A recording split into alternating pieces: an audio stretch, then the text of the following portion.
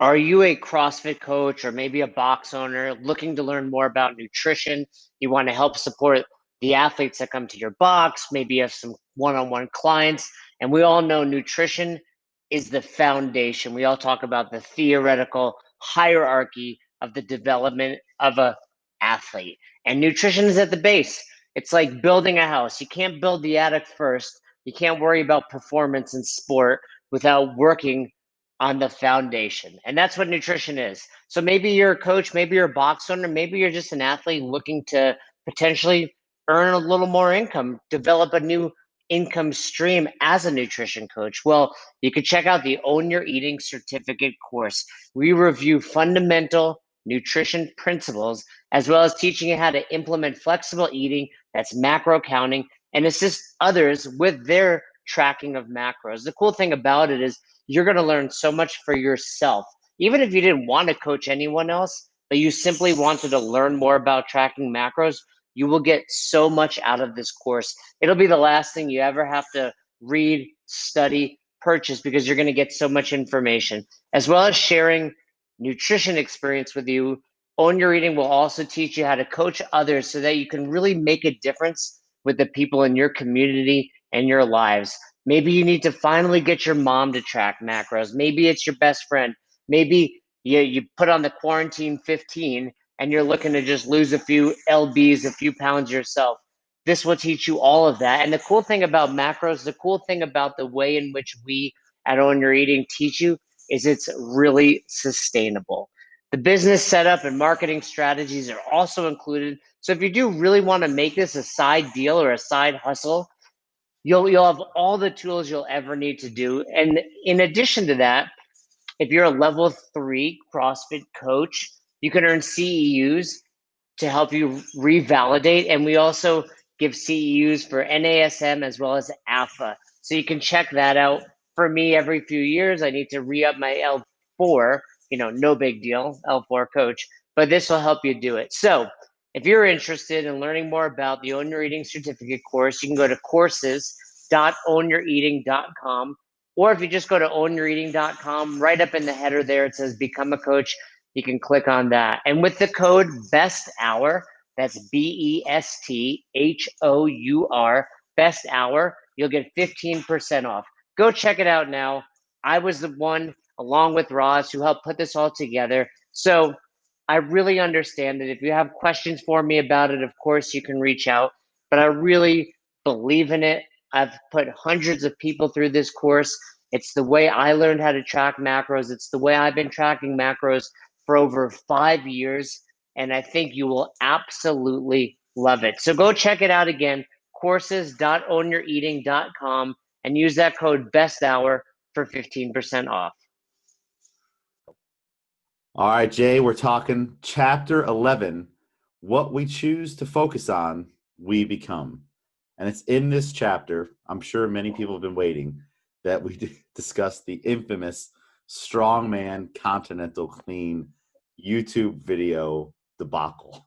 But I want to go back. Before we talk about that, this particular YouTube video that featured the Continental Clean, and we'll talk about what that is as well, was part of a weekend revival. So I want you to explain what the weekend revival was, why we were doing it at Albany CrossFit time, and then we can go into this video.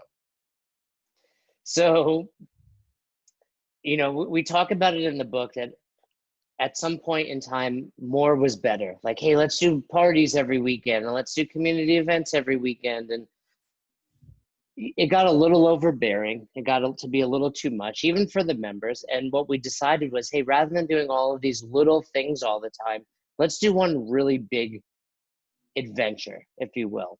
And the video that we're going to discuss was actually at the second weekend revival. So I don't know if you remember the first one, James, was at Albany CrossFit. It coincided with Halloween. There's some great videos from that party out there. Do you remember we did the cinnamon challenge?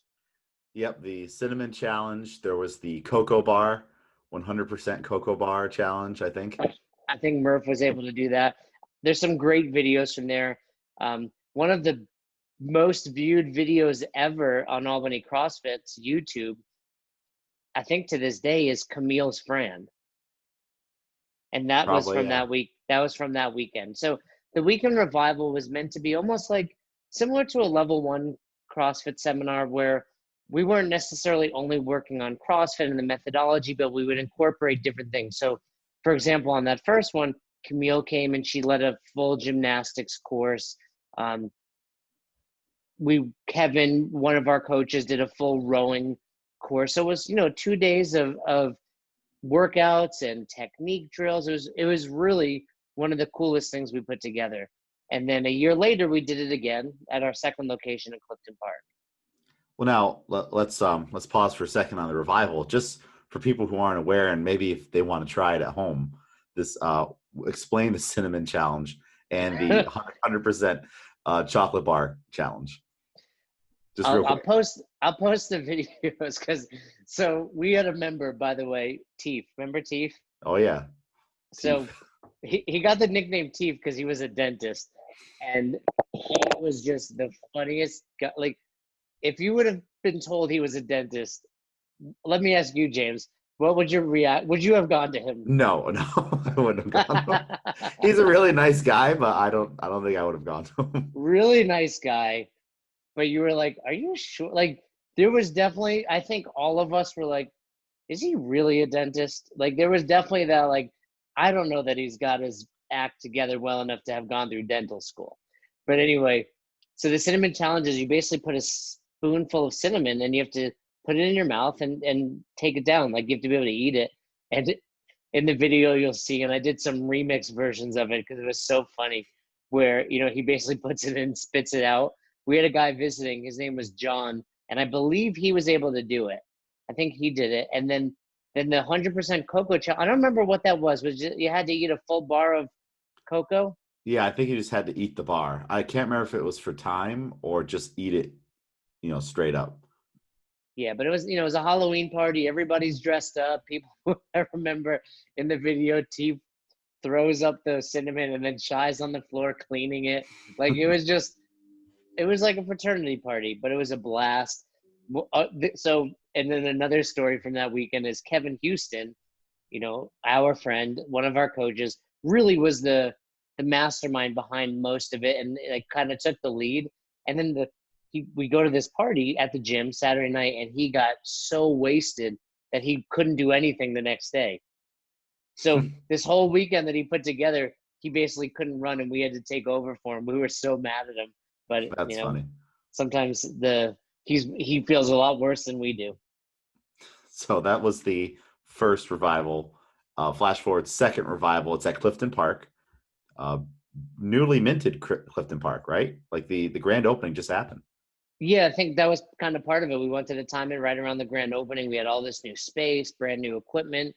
It was also, when you have two boxes, we wanted to give our Albany members a reason to come up and visit, just to see the new space, potentially train there a little more often. So yeah, we did it in at Clifton Park, and it took a whole life of its own. And we called it a revival. Any reason for that word? Like, is it just to get people excited about CrossFit again? Yeah, I think that was really one of the main reasons we wanted to do it. I'm not exactly sure. I think this was like 2011, 2012-ish for both of those. And it was like that period of time where people had been doing CrossFit a long time, maybe getting a little tired, a little burned out, or, you have those people that move on to your level one and become coaches. But then the rest of the people kind of just, all right, now what? It's kind of like that mentality. And we're like, well, let's teach you more. Let's get you excited to do CrossFit again. And that's what it was all about. Yeah, and that's probably something that I know I don't see it other places doing a whole lot of that. I feel like the thing to do now is to like start a class. Like you might start a strongman class or gymnastics class, as opposed to just having a big weekend celebration of all things CrossFit. Yeah, and we talk about that later in the book as well. But you throw these specialty courses on, and they're really packed for 1 or maybe 2 weeks, and then they die off. But with this, it was just excitement, be it the gymnastics portion, rowing portion. I know we did a running portion. We did a nutrition course, lots of workouts throughout there, mobility. So it was really just, we took a little piece of every specialty seminar that I had been to that all of you guys had been to, and put it together. And it was a jam-packed 2 days. And that's probably somewhere where you can get, as a coach or an affiliate owner, more value out of going to those specialty seminars. So, I know I've gone to many specialty seminars, and then you come back and maybe you have a little coaches meeting, you teach what you learned, and then you implement those skills and those drills when the movements come up in the programming. But it might be better to do it this way. You go to the new gymnastics seminar, and a couple weekends later, you're hosting a little event at your gym for your members. Say, hey, Coach Jay went out and did this, and here's some of this cool stuff he learned. Yeah, I think if you're going to these specialty seminars, you should be bringing back some of these tools. Obviously, it's good to implement them in your own training and focus on the technique you may have learned on the snatch or the clean and jerk, but what are you doing to bring that back to your members? And whether it's a specialty course or even just a seminar that you decide, hey guys, we're gonna do a whole 2-hour seminar on the snatch. I see a lot of boxes implement things like that. But yeah, the whole purpose of those is, hey, we're bringing it back. We're making you guys better.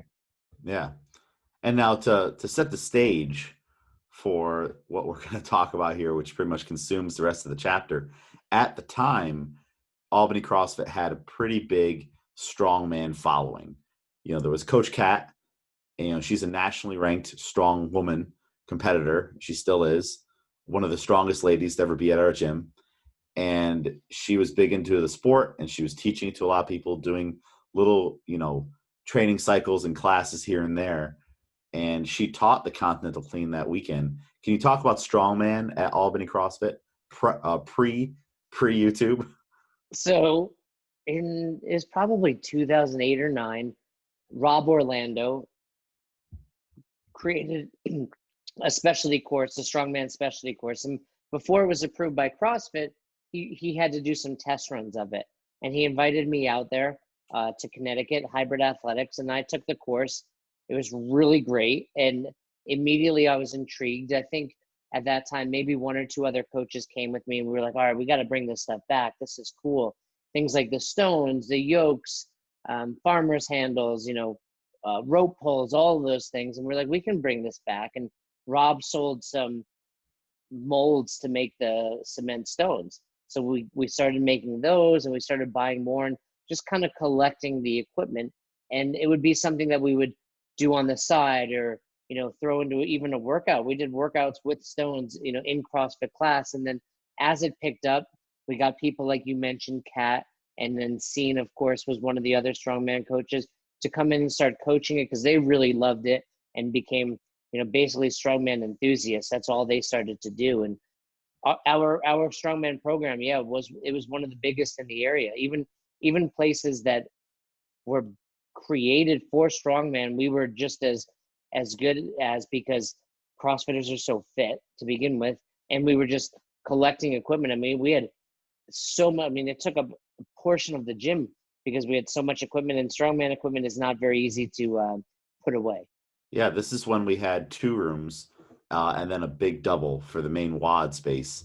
And that first original room, that pretty much became like the strength and strongman room. Like, it was filled with all the sandbags and the stones and chains, and the yokes were in there. It was just a sight to see.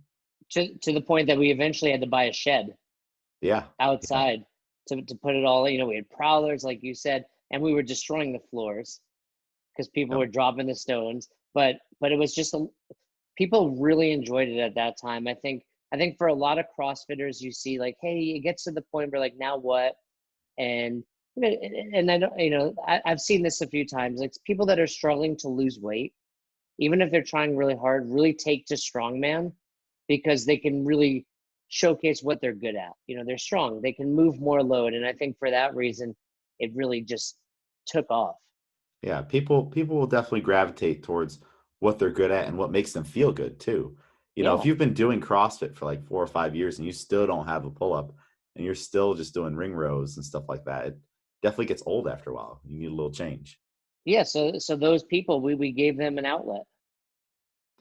Now, speaking of that outlet, it was on full showcase at the Revival, and this is definitely 2011. So I remember I did my internship summer 2011, Then I went back home to the Binghamton area.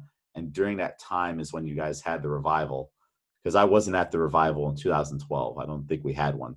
I think this event kind of ended the revival, maybe. So this second one was 2011. So the first one was 2010. Yep. I think that's Okay. the timeline we're working Right. with here. So this was the second and last.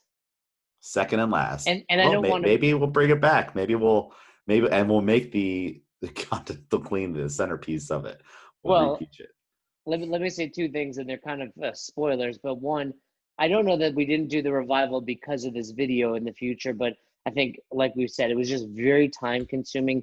That was around the time some of the coaches would leave and open their own box. So we kind of lost some manpower. But one thing I do remember doing is that fall face-off that year, we put the Continental Clean into the workout. Yeah, and again at the Tri-State Throwdown. So we doubled down on it. We did 2 back-to-back competitions had Continental Cleans in it and for the Tri-State Throwdown, more axles were bought as well. Oh yeah, we were like all in on that. I remember Dan Tominski, former games athlete, local competitor. He owns a CrossFit Lindy on Long Island.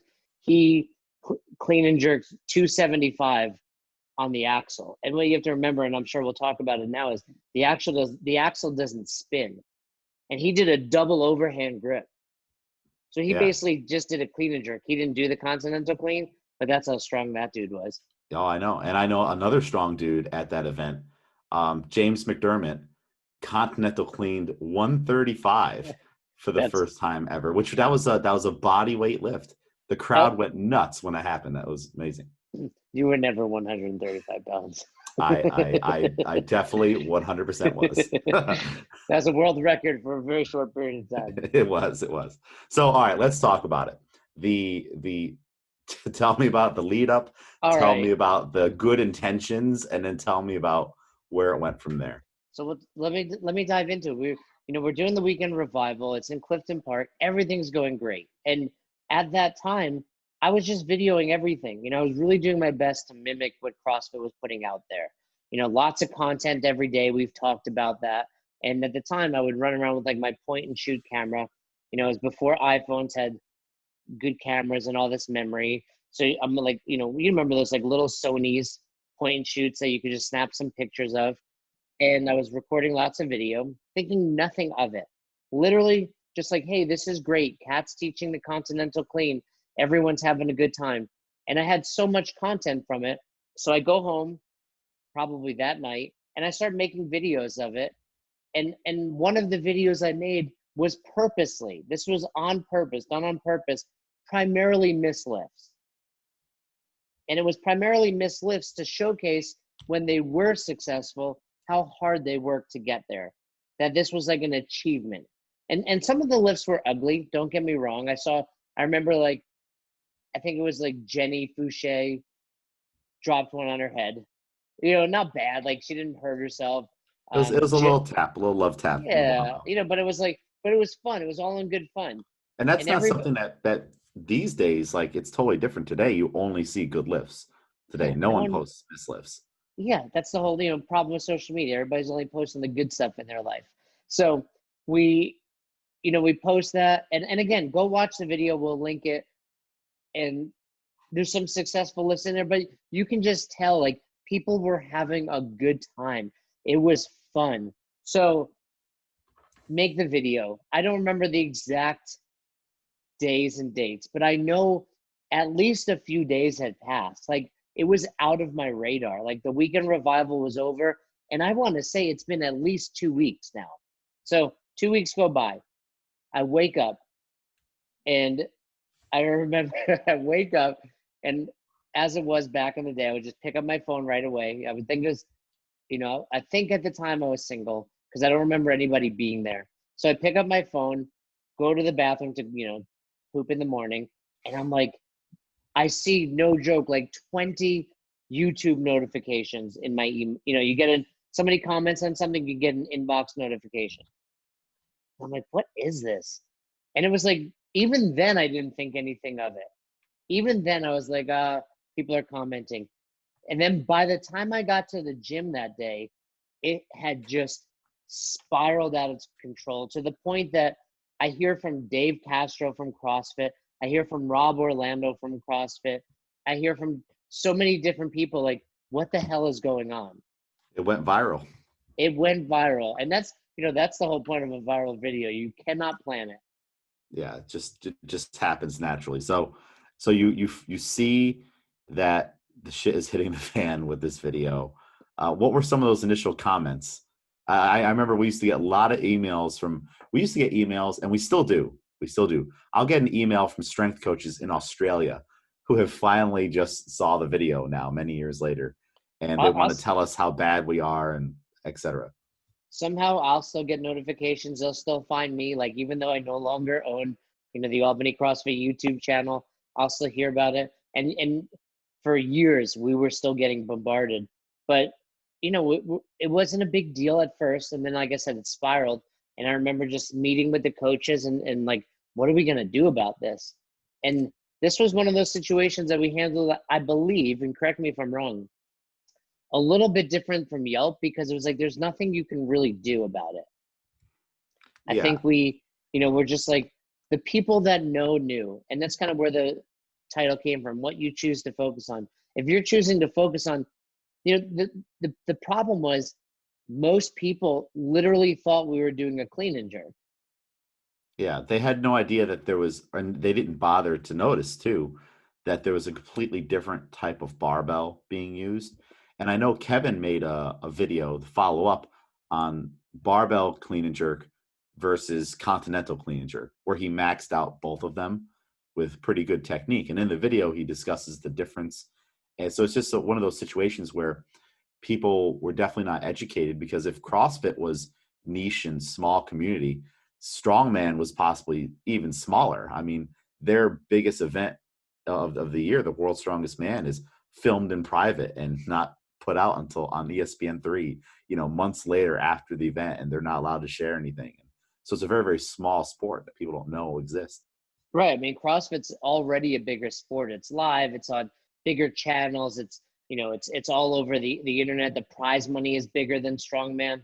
So, but it was great because people like Dave Castro, Rob Orlando, a handful of other people came to our defense and started commenting on the YouTube channel, started commenting on the videos, started putting videos out themselves. I remember one of the girls, Jess, who was like one of the biggest culprits as far as getting hated on in the video. We shot like a Tosh.0, you know how they do like a web redemption video? Yeah. Like we did a video of her doing clean and jerk and doing, sitting down talking about it. Because, that was another aspect of it. People are hating on me, which I don't care, but they're also hating on all these women, because it was primarily women. I remember Jeff was in there, and a handful of other guys, Scott, I believe, but it was mostly women doing these lifts. And one thing we should note also is an axle weighs less than a barbell.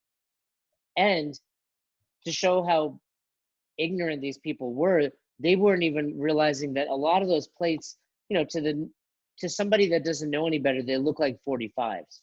Yeah, and they're 10. But they're 10s. Right. So some of these missed lifts were literally like 45 pounds. They're not like 135 like some people thought they were, that these girls are dropping on their head. It was very lightweight. It was very form focused. Kat, like you mentioned, Kat Toniati, you can look her up.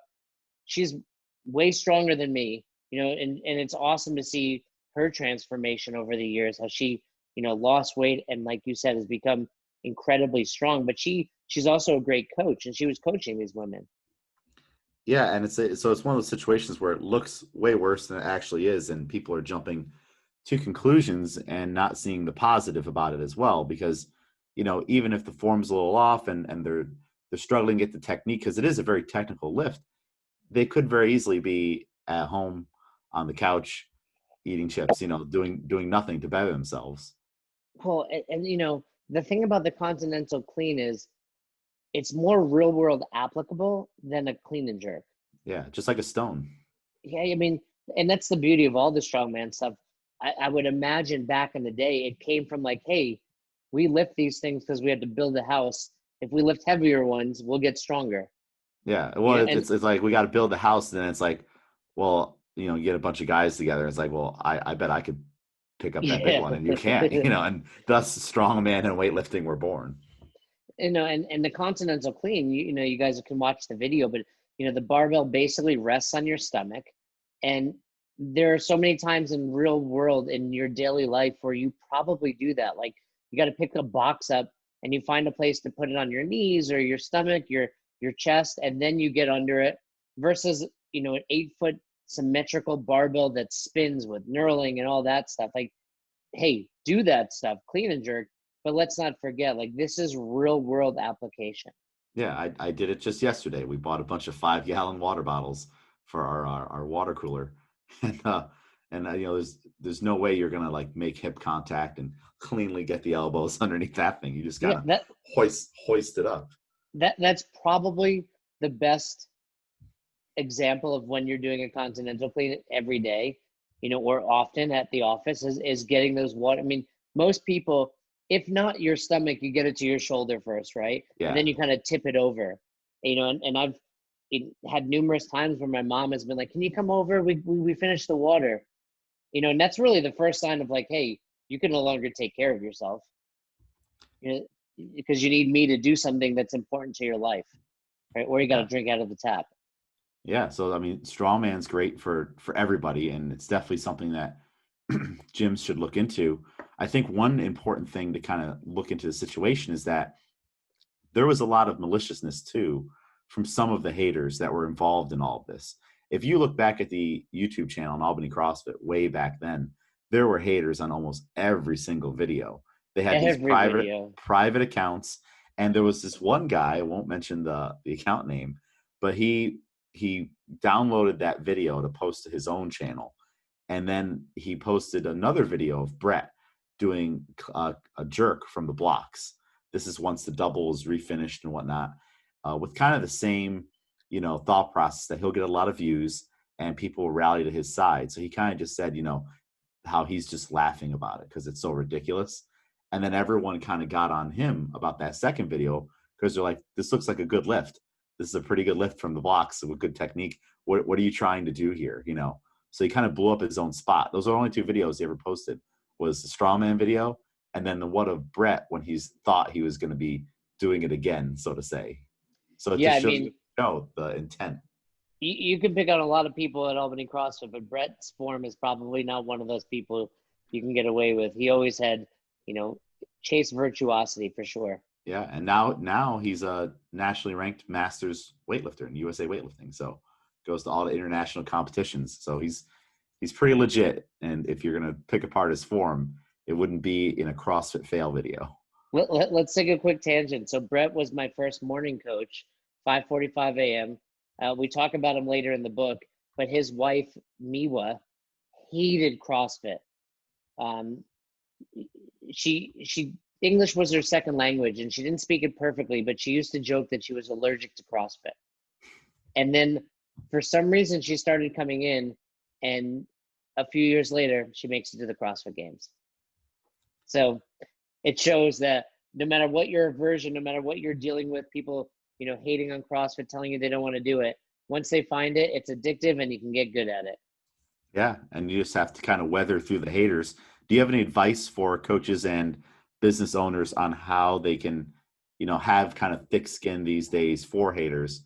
I know there's always the Joe Rogan response, which is don't read the comments at all. You just avoid them, but he gets millions of comments. Well, I listen to Joe Rogan all the time, and he does say that. And he also does say once in a while he gets down that rabbit hole. But yeah, I think you really have to take, I would say you have to take one of three stances. One is like you just truly have to be strong and never check the comments or even shut them off. That's hard. Two is you have to know that you're going to get comments, and if you're going to read them, really make an effort not to respond. And then three, and this goes along with the Yelp incident and here especially, and something I actually look at these days when even just yesterday, I was looking at Google reviews for a restaurant. And when I see a bad review followed by the business saying something positive, like not being malicious, but like, hey, sorry you had a bad experience, like that's not the norm, or come back in, we'll give you 50% off. That to me means more than the shitty review itself. Yeah, it So shows you their true character as a business. yeah, I mean, and it's so hard because, my sister owned her own company, and they would close once in a while, and she lost her mind. She called me one time because she's like, we got a bad review because we were closed. And it's like, how's somebody going to give you a 1-star review because you're closed? Like, you didn't even experience the place. And she's like, what should I do? And I was like, go back on there, write to them, let them know, hey, sorry, we're closed. I forget the reason why, explain why, and see what happens. And it worked out well. So, your point is, you're always going to get crazy people leaving bad reviews, no matter how good you are. I mean, look at your favorite podcast, look at your favorite, anything, and you'll see 1-star reviews. Your Yeah. favorite restaurant has them. So it's how you handle them. And I think I learned from that Yelp experience to this experience. Plus, there was just less I could do out there. And sometimes dealing with it is, hey, I'm not interacting with these crazy people, but I'm going to put out that second video of, hey, here is the difference for those of you that were wondering. Or here is the girl you all are making fun of, and letting you know, like, she's a real person. Yeah, and it's super easy for those people to just say things, and there's no repercussions for their comments, and they're just keyboard warriors. They would never walk into Albany CrossFit while Jess is doing that lift, or Jenna, and say these things to their faces. If anything, they would probably join in and be like, "Oh, I'm getting coached. I'm learning something right now. Oh, and I'm having fun." And you never know what's really going on behind the scenes with these people on what they're trying to get out of this. But did any of it affect the way you posted videos going forward? Like when you're posting videos on the Albany CrossFit YouTube channel after this, are you like, that deadlift form's a little off, I don't think I'm going to post that one, or I'm not going to post these pull-ups? Like, did it hinder the way you were you posted things? Absolutely.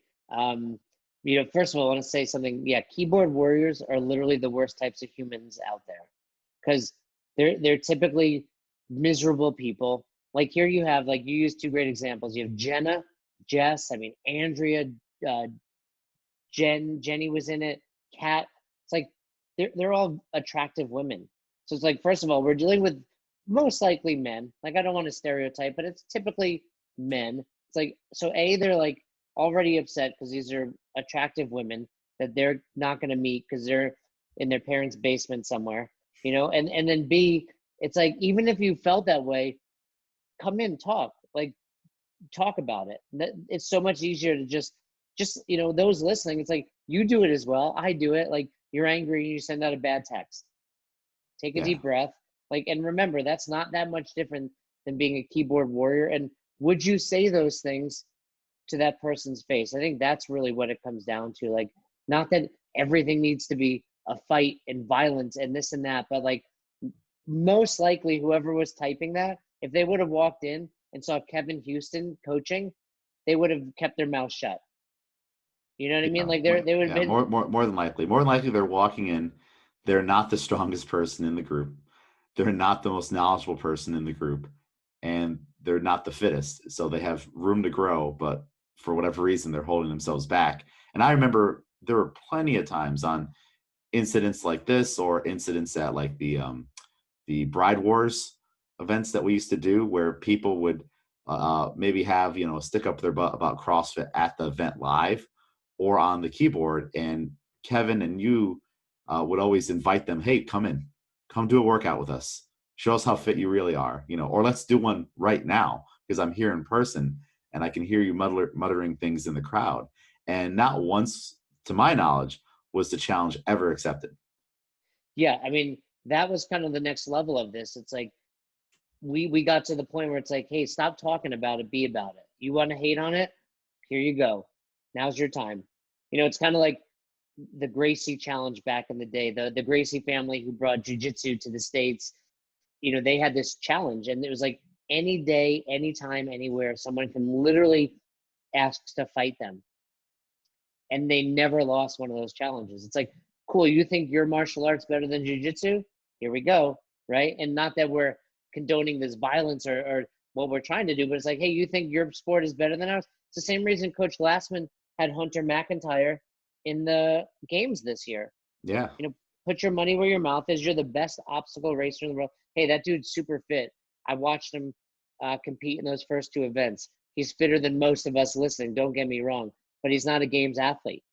And Yeah. I think, that's where it is. I think for a lot of us, do it with respect. Coach Glassman blurs that line at times of like sarcasm and respect. But And I would say that Hunter, he seemed very humbled by it too, very humbled and respectful, versus maybe before that wasn't the case too much. and I think that's probably why he got the invite. Like, he doesn't come off as a D-bag, right? Where these people that we're dealing with are going to be assholes, and you have to be willing to put your ego aside and say, hey, let me, show me what you got. Let's talk about it. But back to your question, yes, this absolutely impacted the videos and pictures that we started putting on the website, to the point that I would yell at the coaches if they put a picture of one person working out and in the background there was bad form. Mm. And not that bad form is bad. Every day there's bad form at every CrossFit box around the country. It's why we have coaches. It's why they come in here. But I don't want to shine the spotlight on it. Yeah. And it may not have even been like, all right, that person's doing the whole workout like that. Maybe just in that moment we caught him on a bad rep. But that's all it takes. Yeah. That's all it takes, right? It could be, your last rep of a 225 deadlift in Diane, and that's all the people see. Meanwhile, they don't realize, hey, you just did that workout in 4 minutes. You're super fit. You did your handstand push-ups unbroken. Point was, it was like, I don't want to give these guys any ammunition. And it's something that I took with me to other boxes I owned, and even the boxes I coached at. So it I would affects tell you them today. So is that something that a box owner and coach should do? Like, hey, your member just said an awesome PR, but there's someone's knees coming in the background. Like, where do you draw the line? Like, and should we even care? Like, should we just be promoting, hey, look, this person's doing something and they're making progress? Where do you draw the line? that's tough. I don't think there needs to be a line. I just think it needs to be, okay,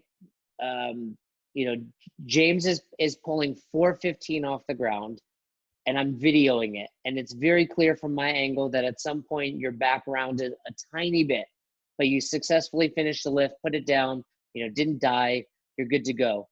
Do I post it or not? I'd say, yeah, post it. But I would also say somewhere in the caption, hey, this is James. He's been training CrossFit for 7 years. This is what he weighs. This is his lifetime PR. You'll notice there's a tiny bit of back flexion, but we'll accept that for his best lift. If it got any worse, we would have asked him to stop. Like, you don't have to only shine the spotlight on the lift, but talk about it, or put it out there. What would you have said to him to help him fix that? Like, obviously at a 1 rep max, you're probably not fixing it, but maybe next workout you're doing 135-pound deadlifts and you're rounding. Hey, great opportunity to post a video and say, what's your favorite cue to fix an athlete's, loss of a neutral spine? Chest up, show me your name tag. And then you're at least showing, hey, we see this, and we're not saying it's okay, but we're also not saying, hey, you can never spill any tea. Like, you have to, it's technique and intensity. If you're only technique, you're lacking intensity. So you can use it as a way to educate all and to celebrate at the same time. Yeah, I mean, I see your posts of your athletes that, you coach a lot of Olympic lifting, and you're going to the Arnold, in short time, or whenever people are listening to this. I'm sure people catch those lifts with their knees in and their elbows bent. You're not gonna put that video up because it's not perfect, and especially in competition setting. Yeah, I put them up. If someone catches a snatch and the elbow bends, I put them up. If it was a PR, it was a PR. That's the most weight you've ever snatched over your head. Would it have counted in competition? No, but if you stood up with it and you had control and it abided by many of the other rules in the sport, I'm going to count that as a training PR and something that we look to do cleaner later. Yeah, and that's how you get people moving better. So, again, in a long-winded answer, it's like, I do think if you're listening to this and you're a box owner, it's something you need to be aware of. And that doesn't mean never post them, but just be aware of, typically, I mean, at this day and age, what are we referring to? Probably Instagram, maybe a YouTube video.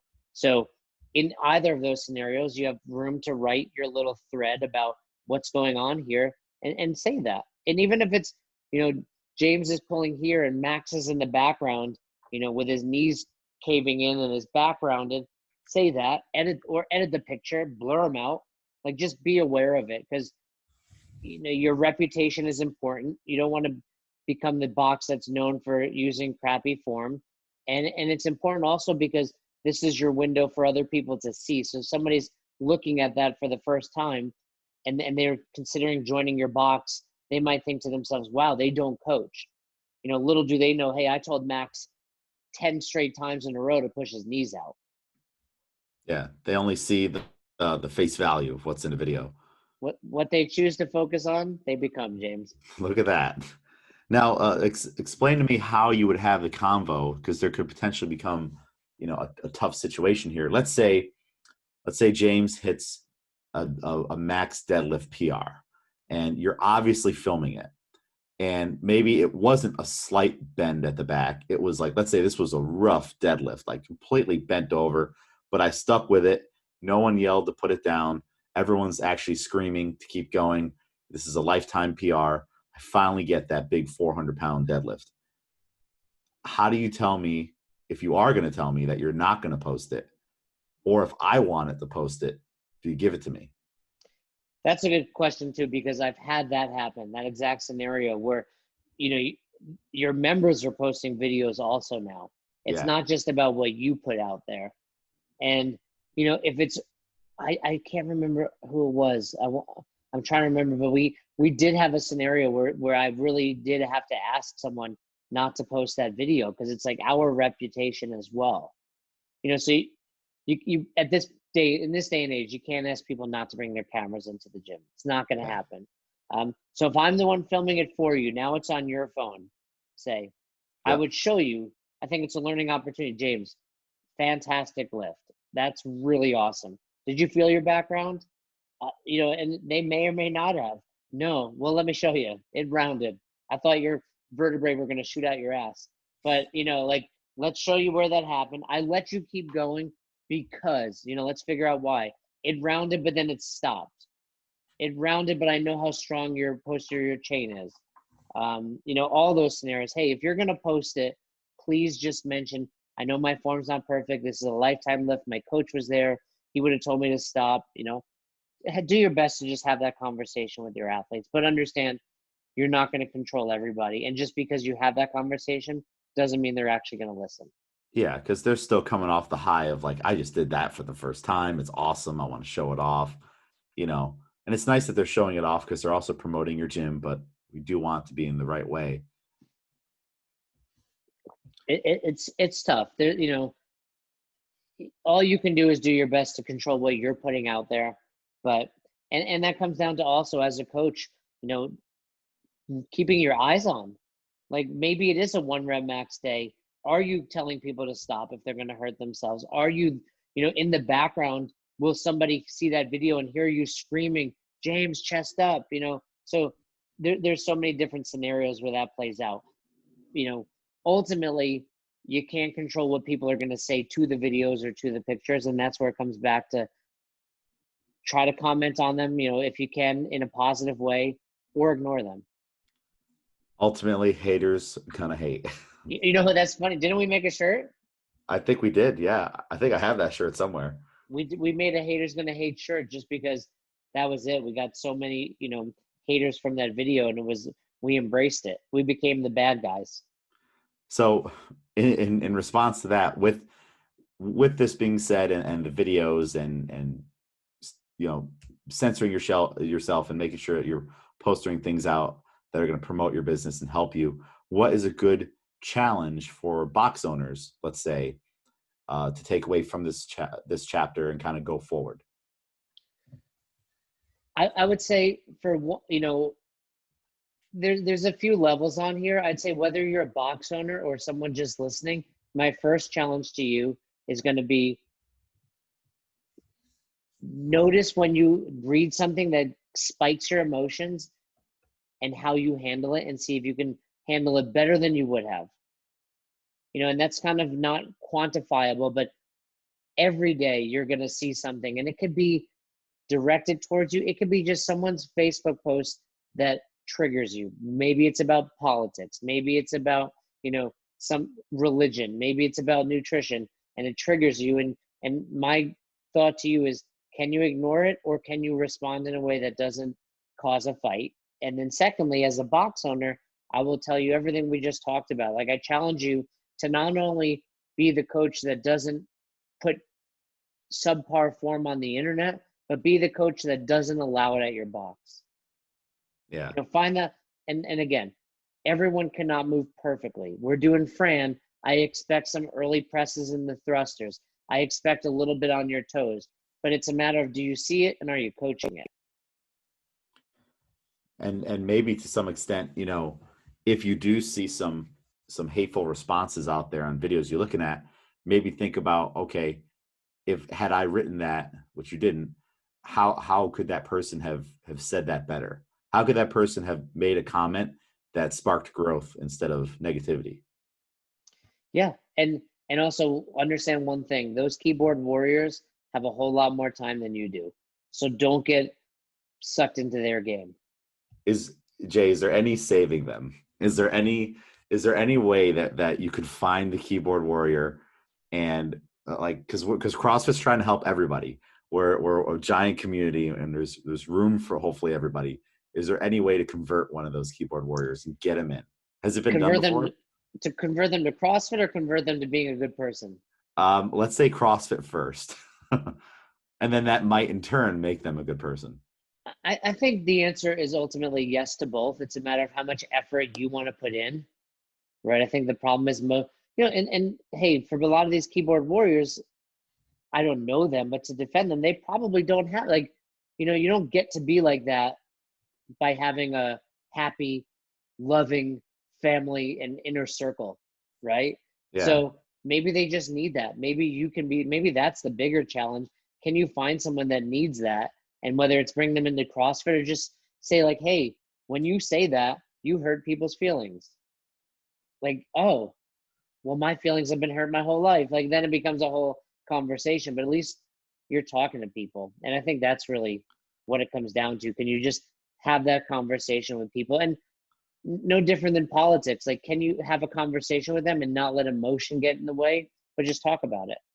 Yeah. And it's like that person, the keyboard warrior is choosing to focus on negativity, and they're becoming negativity and an unhappy person. So maybe if we focus, our intentions with them a little bit differently, that could possibly help them. And then we're doing good for everybody in the world. Yeah, Maybe. and it's hard. Don't get me wrong. It's hard to want to expend that energy on somebody like that, but I think it'll make you feel better in the long run. And that's kind of what I learned compounding the Yelp incident to this revival. It was, all right, you can't get sucked into this. You can't let that, and from a stoic philosophy, it's like you have zero control over these crazy people. Zero control. But going back to this whole message, you can control what you put out there. So focus on what you can control. I have James's deadlift on my phone. I control the narrative. James has it. He controls it. James posts it. People are commenting. None of us are controlling that. So you can only control your reaction to it. Yeah. Well, that's great, Jay. Do you have any other comments or thoughts on the revival, the Continental Clean, anything from this period or the topic? No, to me, just thinking about the revivals, especially that first one, it just reminds me of some of the best times at the box at Albany CrossFit. Amazing community, people coming from out of town to spend time with us, great workouts, but also a great party. Like, it was just really exemplified everything I loved about owning a box. So I'm going to put some great videos on there, and hopefully they'll be able to feel that kind of fun environment that we created those weekends. Yeah, that Camila Blanca video is still out there. Looking at it right now. Yeah, I mean, thousands of views. I like that Angie's in the background doing Fran, and you got, Camille, a former CrossFit Games champion, and then Angie, who actually her husband is the one that introduced me to CrossFit, but she's right beside her, probably either moving a little bit slower or a little bit lighter, but that's the beauty of CrossFit. Definitely. Well, thank you, Jay. Thank you for talking today, and tomorrow we'll get back at it again. Thanks again for listening to that special episode of Best Hour of Their Day. If you enjoyed, go ahead and download the book. You can check out the audio book You can check out the paperback or even the ebook. We place the link right in the show description. So once again, thanks for listening. Have a great rest of your day.